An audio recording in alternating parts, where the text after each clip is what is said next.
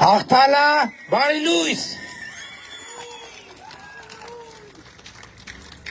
Հալավերդի խոշորացված համայնքի հաղթալա բնակավայրի սիրելի հայրենակիցներ, ողջունում եմ բոլորիդ և ուրախ եմ արձանագրել, որ ոչ միայն հաղթալան, այլև ընդհանրապես Հալավերդի խոշորացված համայնքը ըստ էության հաղթահարել է կառավարության աջակցությամբ նախորդ նախանցալ տարի 24 թվիներ, չէ՞ ջրհեղեղը ժողովուրդ։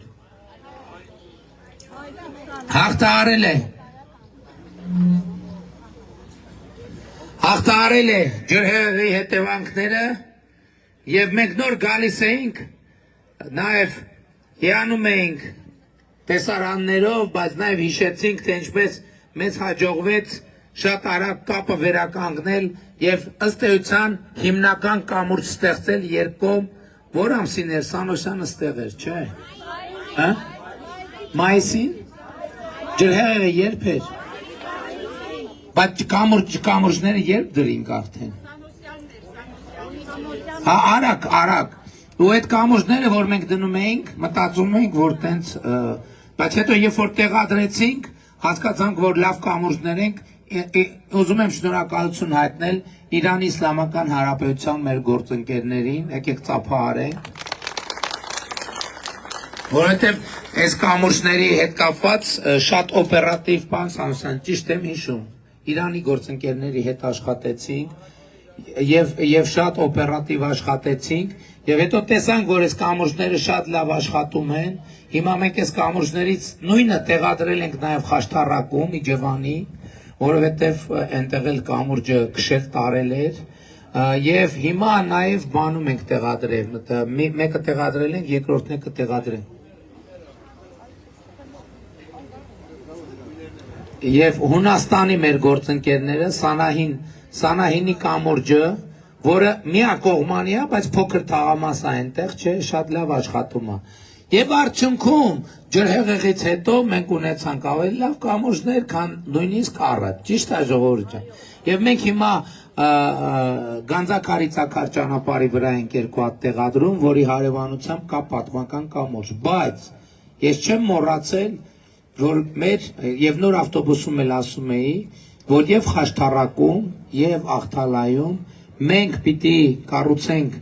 մի գեղագիտական բարձր արժեքով մի այդպիսի կամուրջ, որպեսզի ոնց որ Սանահինի կամուրջն է, որ 14 դար հետո գալիս այդ կամուրջը տենում ենք, ասում ենք մեր նախնիները էս ինչ շինարար են եղել։ Աղթալայում մենք պիտի ունենանք այնպիսի կամուրջ, որ Հայաստանի քաղաքացիները 14 դար հետո գան, ասեն, այ մեր նախնիները տեսեք ինչ բարձրարժեք շինարարներ և բարձր գեղագիտություն են ունեցել, որ Աղթալայում սենց կամուրջ են տեղադրել։ Եվ սա ուղիղ կապ ունի Հայաստանի պետության հարատևության մեր օրակարգի հետ, որովհետև ասում ենք մենք հաղթահարել ենք այն ցիկլը, երբ որ մենք մտածում ենք դե տոնզատիկը անցնի տենանք ինչ կլինի, նոր տարին անցնի տենանք ինչ կլինի, սփխեչը անցնի տենանք ինչ կլինի, մենք հաղթահարել ենք ժողովուրդ ջան այդ ցիկլը, մենք հաղթահարել ենք, հիմա մենք մտածում ենք ոչ թե մինչև զատիկ, մինչև սփխեչ, մինչև նոր տարի, մենք մտածում ենք մինչև 2050 թիվ, մենք մտածում ենք մինչև 2100 թիվ, մենք մտածում ենք մինչև 2500 թիվ, մենք մտածում ենք մինչև 3000 թիվ, որտեղ Հայաստան պետությունը և Հայաստանի Հանրապետության քաղաքացին պետք է լինի երկիր մոլորակի վրա, որպես միջազգային հանրության արժանապատիվ և լիարժեք անդամ։ Եվ սա է այն օրակարգը, որով ես եկել եմ 2026 թվականի նախընտրական այս շրջանում։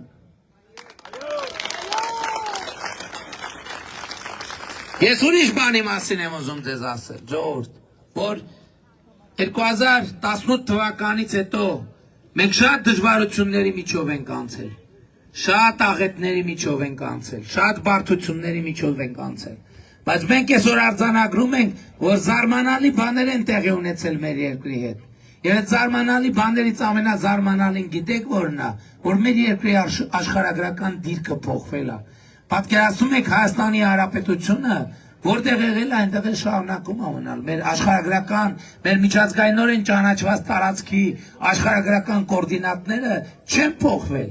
բայց մեր երկրի աշխարհագրական դիրքը փոխվել է, որովհետև նախկինում մենք մտածում ենք հնարավոր չէր ունենալ ավելի վատ աշխարհագրական դիրք, այսօր մենք մտածում ենք հնարավոր չէ ունենալ ավելի լավ աշխարհագրական դիրք, որովհետև այս ողջ ընթացքում նաև ձեր աջակցության, ձեր իմաստնության, ձեր համբերության, ձեր մեծահոգության շնորհիվ մեզ իրար հետ հաջողվել է Հայաստանը աշխարհի ծայրամասից տեղափոխել աշխարհի կենտրոն։ Առաջիկայում շուտով մենք թրիփ նախագիծն ենք իրագործելու, որը լինելու է արևելքը արևմուտքին, հյուսիսը հարավին կապող շատ կարևոր համաշխարհային մակարդակի նախագիծ։ Եվ ինչպես մենք տարիներ առաջ խոստանում ենք, հիմա կարող ենք հպարտությամբ արձանագրել, որ Հայաստանի Հանրապետությունը դառնում է խաղաղության խաչմերուկ, երկու բանալի բառերով՝ խաղաղություն եւ խաչմերուկ, խաղաղություն եւ խաչմերուկ։ Եվ այս խաղաղությունը եւ այս խաչմերուկը Հայաստանի Հանրապետության քաղաքացիների համար ապահովելու է արժանապատիվ, բարեկեցիկ, ազատ եւ երջանիկ կյանք։ Այս է մեր ռազմավարությունը, բայց շատ կարևոր է, որ շա զրոյի վրա հենված խոստում չի, ժողովուրդ ջան, զրոյի վրա հենված խոստում չի։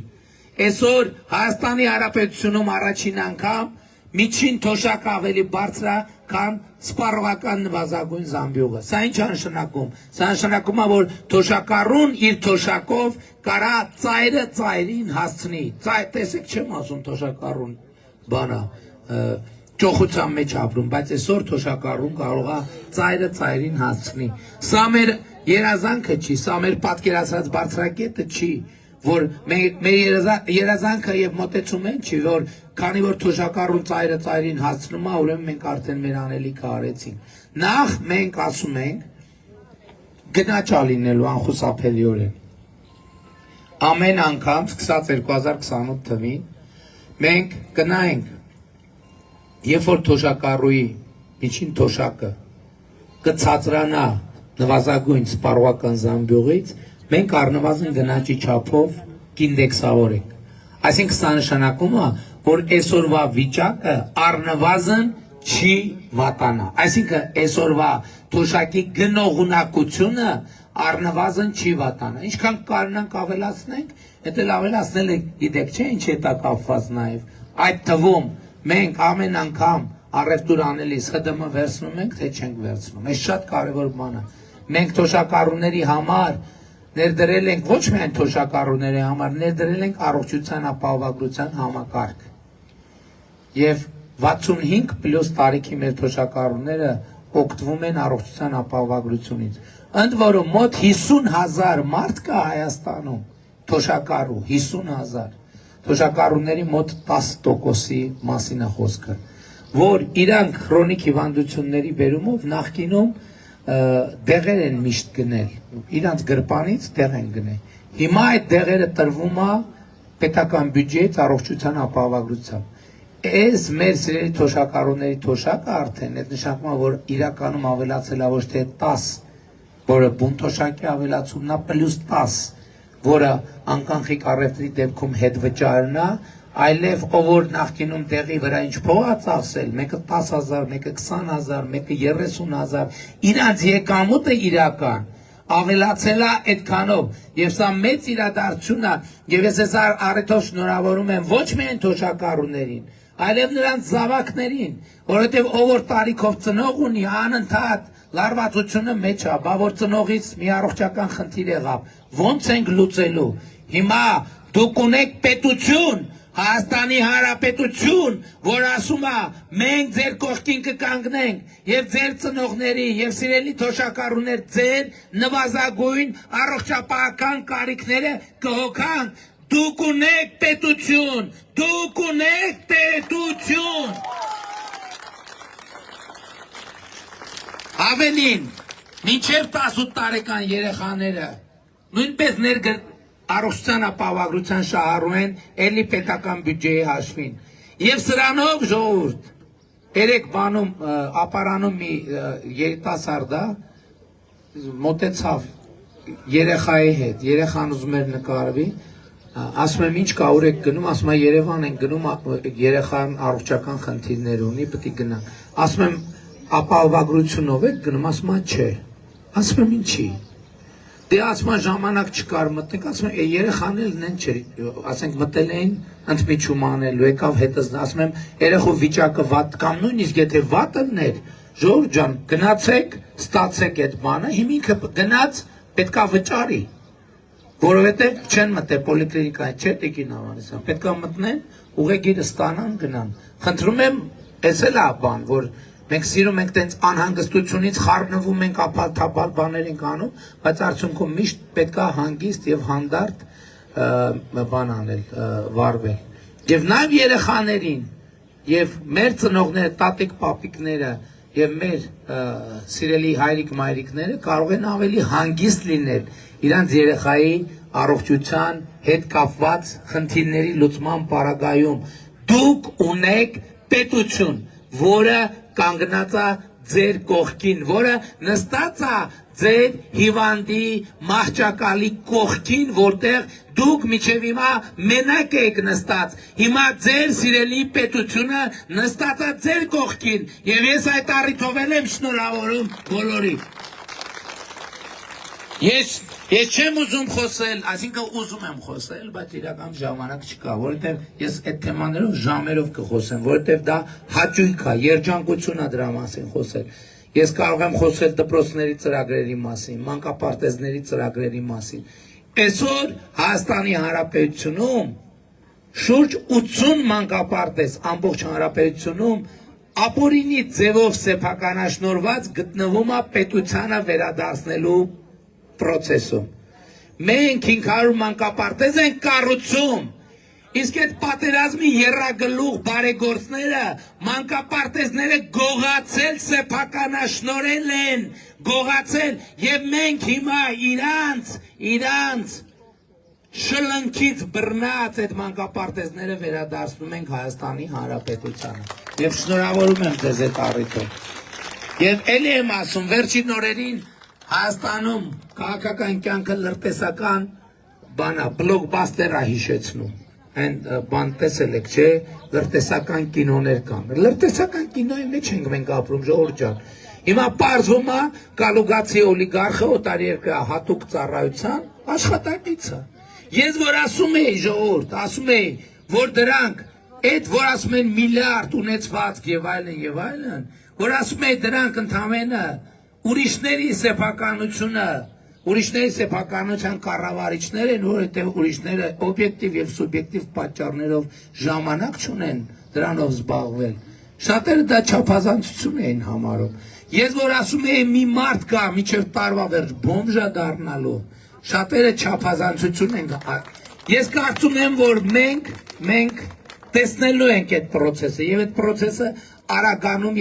եւ հիմա միջազգային հետաքննող մամուլը տվյալ ապացույց հրապարակել։ Այդ մարդիկ չեն էլ հերքում, երեք ես ասում եմ, նույնիսկ Պետրոս Առաքյալը Հիսուս Քրիստոսին 3 անգամ ուրացավ։ Այդ մարդկանց հավատարմությունը, չնայած դա հավատարմություն չի, վախում են, բա որ ուրանան, երկրորդ փաստը բացվի, բա որ ուրանան երրորդը բացվի, բա որ ուրանան չորրորդը բացվի, ու դատի չեն տալիս։ Հետի գործով ընկել են միջազգային արբիտրաժները Հայաստանի Հանրապետությանը դատի են տալիս։ Ասում են մենք ուժեղ իրավաբանական թիմ ունենք, բայց ինչի դատի չեք տալիս։ Ինչի դատի չեք տալիս։ Որովհետև անհերքելի են փաստերը, եւ այդ մարդը օտարերկրյա հատուկ չգիտեմ էլ ինչ կոչում ունի։ Սերժանտա, լեյտենանտա, ավագ լեյտենանտա, թե ինչա, եկել է ուզում է հավակնում է, որ առաջնորդի Հայաստանի Հանրապետությունը։ Էլ չեմ ասում ոչ դե յուրե, ոչ դե ֆակտո, ոչ պատգամավորի տեխնացու կարող լինի, ոչ վարչապետի տեխնացու լինի։ Էլ չեմ ասում, որ մենք ինչպես խոստացել ենք, հեծը մենք այսօր վերադարձրել ենք պետությանը եւ վերադարձել ենք կոպեկներով սեփականաշնորհված եղել քիչ չի։ Հիմա ինչա պարզվում։ Պարզվում մանկապարտեզների վրա ավել հոսանքի փող են գրել։ Մանկապարտեզի վրա ավել հոսանքի փող են գրել դրե գրպանները։ Զորամասի մեր բանակի, մենք կոպեկ ենք անում մեր բանակի կարիքները հոգալու, այդ մարդիկ մեր բանակի վրա ավել հոսանքի փող են գրել եւ այդ փողը դրել են իրանց գրպանները։ Իրանց կլանի անդամ շարքային տեսուչներ կան հոսանքի, նորա բացահայտվել մի շաբաթ առաջ։ Երևանում 11 հատ բնակարան ունի, 11 հատ բնակարան, եւ այդ մարդիկ խոսում են բարեգործության մասին, այդ մարդիկ գող են, այդ մարդիկ թալանչի են, եւ այդ վնգունը դուրս է գալիս, որովհետեւ ես ջարդել եմ իրենց թալանչի թաթիկները։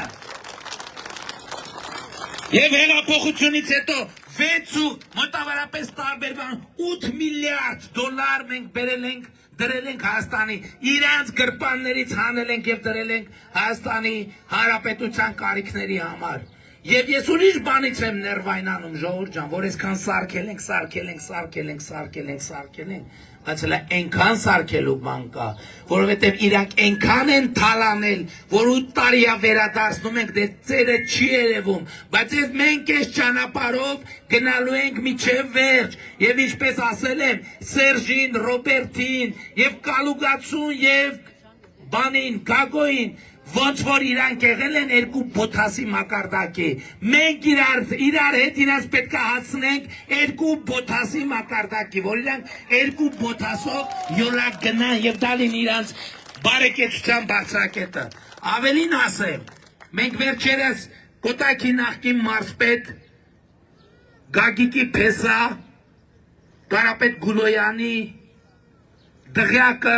վերադարձրել ենք, բռնագրավել ենք, հիմա դա պետական է, հիմա դա իրանց է չի, հիմա ձերն է ժողովրդի դեմս Հայաստանի Հանրապետության կառավարության, բայց առաջիկայում շատ ավելի մեծ իրադարձություններ են սպասվում,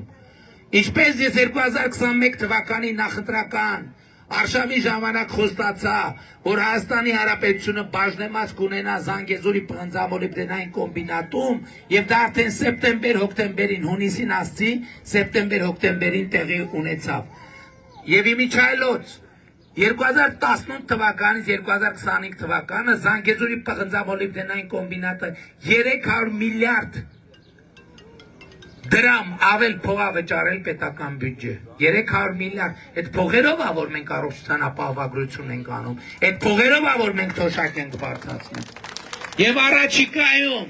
ես ասում եմ, որ Արարատ ցեմենտ գործարանը նույնպես որպես Գուլոյան, Ծառուկյան, կլանի կողմից ապօրինի յուրացված գույք կվերադարձվի Հայաստանի Հանրապետությանը եւ կպետականացվի, կազգայնացվի։ Վաղը Արարատում ենք լինելու իդեպ Արարատ ցեմենտի բոլոր աշխատակիցներին հրավիրում եմ մեր հավաքներին այդ մեծ իրադարձությունը իրար հետ նշելու եւ իմիջայլոց էլի բարեգործության մասին Այնտեղ դրվագներ կա եւ ես կարծում եմ կապացուցենք, որ հարկերի միլիարդավոր դրամների հարկեր են թաքցրել, բոլորը, եւ այդ բոլորը, Ժորժան, ծավալը մեծ է գողացածի, ծավալը մեծ է, եւ կամա, եւ ինչքան էլ արագացնենք դեռ երկար է տևելու, զինվեք համբերությամբ, չի լինելու, որ առաջիկա շաբաթ կիրակի օրը մենք ասենք, որովհետև դա մի տոպրակ չի, մի սամասված չի, մի ավտոբուս չի, ոչ է 25 գրուզավիկ է, որ բերենք կանգնացնենք, ասենք էսա։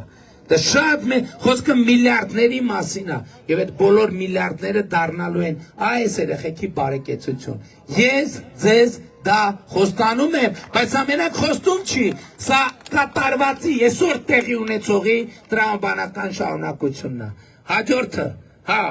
հիմա էլի այդ լրտեսական բլոկբաստերի շրջանակում հիմա պարզվում է, որ պատերազմի եռագլուխ կուսակցությունը մենք կարող ենք հանգիստ անվանել լրտեսական եռագլուխ կուսակցություն։ Դե ղեկավարը ավելի ցածր կոչվա, եթե ասենք Կալուգացին լեյտենանտա, բանը այդ Գագիկը ենթադրում եմ կամ եֆրեյտոր կամ սերժանտ այդ մակարդակի, որտեղ հա ճիշտ եմ, իմիջայլոց սա շատ կարևոր հարց է, որին մենք պետք է անպայման խորանանք եւ անդրադառնանք։ Եվ այս երկրորդ հատվածը դուք հիշում եք 2023 թվականին մամուլում հայտնվեց հրապարակում Ռոբերտ Քոչարյանի ձայնային հաղորդագրությունը, որով ինքը օտար լեզվով, օտար երկրի ներդիմում, ասելով, որ դուք ինձ մտցրել եք քաղաքական դաշտ, հիմա ես վատ վիճակում եմ, խնդրում եմ ինձ դուրս բերեք քաղաքական դաշտից։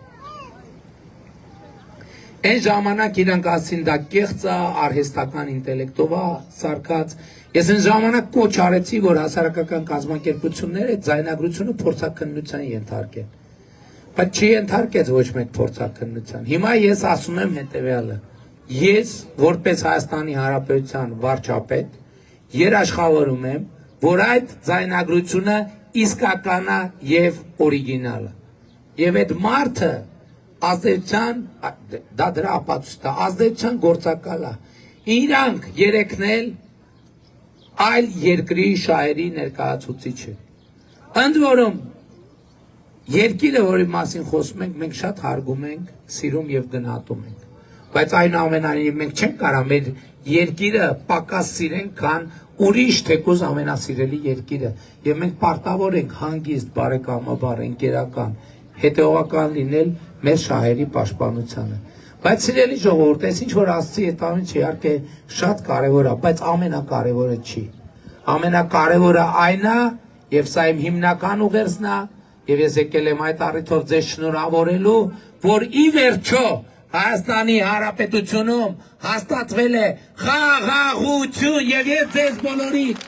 շնորհավորում եմ խաղաղության առիթով։ Եվ առաջիկա ընտրությունների ամենամեծ արդյունքը եւ ամենամեծ հարցը հետեւյալն է. Հայաստանի Հանրապետության ժողովուրդը արդյոք տեր է կանգնելու խաղաղությանը։ Ընդ որում ասել եմ եւ էլի ասում եմ, սա ես բոլոր տեղերը չեմ կրկնում, բայց բոլոր տեղերի համար են կրկնում։ Սա ասում եմ մեկ ընդմիշտ բոլոր ժամանակների համար, այս նախադասությունը տասնյակ անգամներով ասել եմ, եթե ոչ ավել։ Հայաստանի Հանրապետության ժողովուրդը երկրի տերն է։ Ես Հայաստանի Հանրապետության ժողովրդի ծառան եմ։ Որ պահին ժողովուրդը ուզենա իր ծառային ազատի աշխատանքից, ինքը կարող է դա անել, ցանկացած պահի։ Ես ասել եմ, դա ես երբեք չեմ կապել հենց ընտրությունների հետ։ Ես ասել եմ, ժողովուրդ, որ պահին դուք ցույց դնեք, որ չեք ուզում, որ ես լինեմ Հայաստանի վարչապետ, նույն պահին ես չեմ լինի Հայաստանի վարչապետ։ Հիմա առաջիկա ընտրություններում դուք ինչ որոշեք, ժողովուրդ, ինչ որոշեք։ Ընդ որում 2018 թվականից այսքոմ մի քվեաթերթիկ Հայաստանի Հանրապետության ժողովրդի մի ձայն չի եղծվել եւ չի կեղծվել։ Գիտեք ինչի, որովհետեւ այդ թեման ինձ համար շատ կարևոր թեմա է, որովհետեւ ես միշտ ինձ հարց եմ տալիս, ասում եմ Աստված որտեղ է։ Ես հավատում եմ Աստծո գոյությանը եւ միշտ ինչ հարց եմ տալիս, ասում եմ Աստված որտեղ է։ Եվ այդ հարցի պատասխանը առաջի սկզբնական շրջանում այն էր, որ Աստված մեզնից յուրաքանչյուրի մեջ է։ Բայց Աստված շատ մեծ է մի մարդու մեջ տեղավորվելու համար։ Եվ հետևաբար իմ ընկալումն այն է, որ Աստված ժողովրդի մեջ է։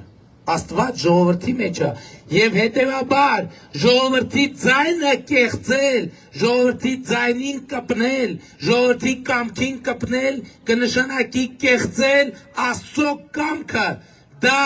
մենք, դա ես երբեք չեմ արել եւ երբեք չեմ անի։ Հետեւաբար ձայն բազմած ձայն Աստծո տրամաբանությամբ որոշողը դուք եք ժողովուրդ։ Բայց որպես մի մարդ, ով վերջին 8 տարին ձեր թույլտվությամբ առաջնորդել է Հայաստանի Հանրապետությունը, ես ինձ իրավունք եմ վերապահում ձեզ բոլորիդ կոչ անել, խնդրել, հորդորել, որ 2026 թվականի հունիսի 7-ին գնաք ընտրական տեղամասեր եւ գործեք հետեւյալ տրամաբանությամբ։ Ընտրություններ 2026-ին քվեարկում ենք Համոզիչ չի ինչու։